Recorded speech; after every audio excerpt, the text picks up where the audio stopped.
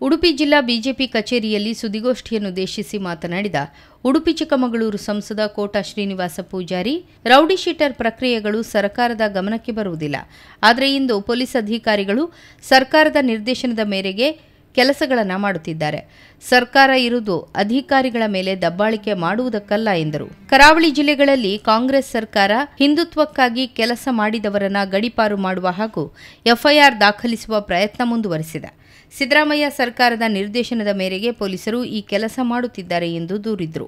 ಕಲ್ಲಡ್ಕ ಪ್ರಭಾಕರ ಭಟ್ ಹಾಗೂ ಶ್ರೀಕಾಂತ್ ಶೆಟ್ಟಿ ವಿರುದ್ಧ ಪ್ರಚೋದನಾಕಾರಿ ಭಾಷಣ ಮಾಡಿದ ಆರೋಪದಲ್ಲಿ ಪ್ರಕರಣ ದಾಖಲಿಸಿಕೊಳ್ಳಲಾಗಿದೆ. ಒಟ್ಟಾರೆ ಕಾಂಗ್ರೆಸ್ ಸರ್ಕಾರದಿಂದ ರಾಜ್ಯದಲ್ಲಿ ಹಿಂದೂಗಳಿಗೆ ತುರ್ತು ಪರಿಸ್ಥಿತಿ ನಿರ್ಮಾಣವಾಗಿದೆ. ತಮ್ಮ ಭಾವನೆಗಳನ್ನು ವ್ಯಕ್ತಪಡಿಸಲು ಇಲ್ಲಿ ಅವಕಾಶವಿಲ್ಲವಾಗಿದೆ. ಇದನ್ನು ಸರ್ಕಾರ ಕೂಡಲೇ ನಿಲ್ಲಿಸಬೇಕು. ಇಲ್ಲದಿದ್ದರೆ ಇದರ ವಿರುದ್ಧ ತೀವ್ರ ಹೋರಾಟ ನಡೆಸಲಾಗುವುದು ಎಂದು ಎಚ್ಚರಿಕೆಯನ್ನ ನೀಡಿದರು. ದಬ್ಬಾಳಿಕೆ, ಇಂಥ ಒಂದು ದೌರ್ಜನ್ಯ ಕಂಡಲ್ಲಿ ಪ್ರಕರಣ ದಾಖಲು ಮಾಡುವುದು, ಒಂದು ರೀತಿಯಲ್ಲಿ ಯಾವುದೇ ಕೊಲೆ ಪ್ರಕರಣದಲ್ಲಿಲ್ಲದೆ ಇರುವಂಥ, ಯಾವುದೇ ದೌರ್ಜನ್ಯ ಪ್ರಕರಣದಲ್ಲದೆ ಇರುವಂಥ, ಕೇವಲ ಹಿಂದುತ್ವದ ಬಗ್ಗೆ ಪ್ರತಿಪಕ್ಷದ ನಾಯಕರಾಗಿ ಕೆಲಸ ಮಾಡುವವರ ಮೇಲೆ ಈ ರೀತಿಯನ್ನು ಪ್ರಕರಣ ಮಾಡ್ತಾ ಹೋಗಿ ದಬ್ಬಾಳಿಕೆಯನ್ನು ಮಾಡ್ತಾ ಇರುವುದನ್ನು ನಿಶ್ಚಯವಾಗಿ ಭಾರತೀಯ ಜನತಾ ಪಕ್ಷ ಖಂಡಿಸುತ್ತೆ.